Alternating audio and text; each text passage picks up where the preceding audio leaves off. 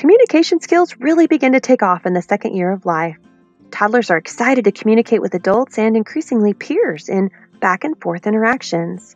Here are the milestones for 12 months old. The first word emerges at about 12 months old. At this age, talking is cognitively demanding and walking is physically demanding. As a result, it can be challenging for young toddlers to do both at the same time. At 18 months, he can point to several clothing items on request, like, "Show me your new boots," or "Show me your hat." He says no meaningfully and echoes the last word or most pertinent word spoken, as in, "Wow, that parrot is loud. Parrot!" Or, "Go get your shoe. Shoe!" He uses a vocabulary of 15 to 20 words and uses his own name to refer to self, as in, "Who's there? Jaden." He imitates environmental sounds like beep beep, choo choo, or woof woof. Beginning at about 18 to 24 months old, you might see what is called the language spurt or vocabulary spurt, during which toddlers may learn up to 6 new words per day, a process called fast mapping. Fast mapping is the ability to form a link between a word and its meaning. There's a lot going on between 18 and 24 months. Your child uses 3-word sentences like, "Mama, go car." She uses about 50 or more words and imitates or requests new words. He can name 3 common items in picture books. He understands references to rooms in their own house, as in, "Your shoes are in the kitchen." He can identify more than 6 body parts.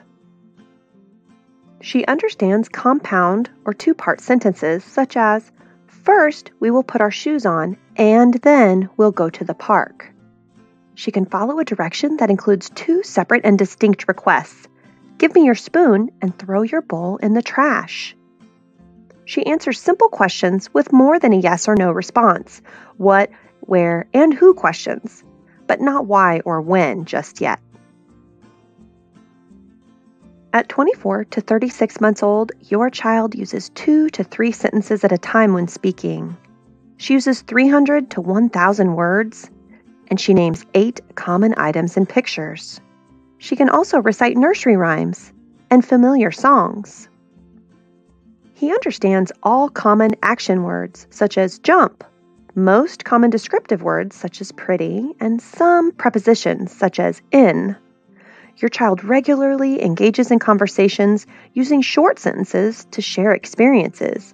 He asks what, where, and when questions, and he can be understood by others about 80% of the time.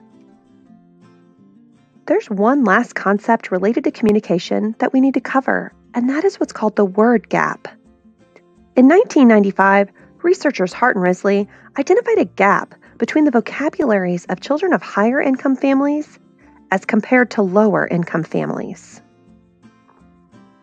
3-year-old children from higher income families were exposed to many more words by their parents and also developed much larger vocabularies than their peers in lower income households.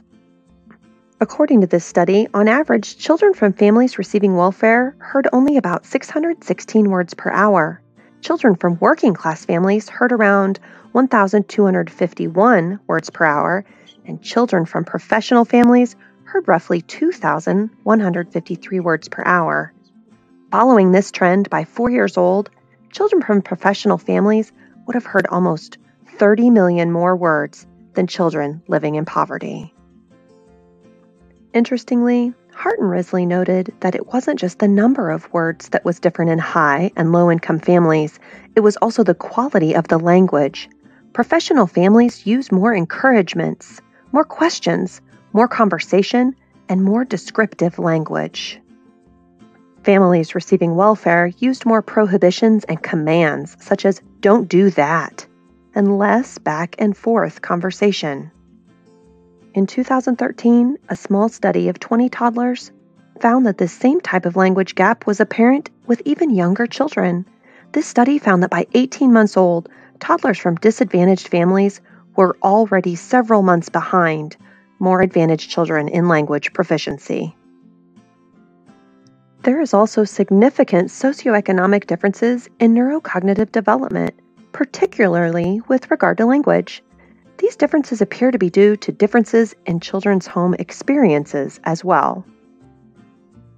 In fact, research has found that there's a correlation between socioeconomic status, SES, and the degree of hemispheric specialization in the left inferior frontal gyrus, IFG, a region that includes Broca's area, which contains motor neurons involved in speech production and is responsible for processing speech.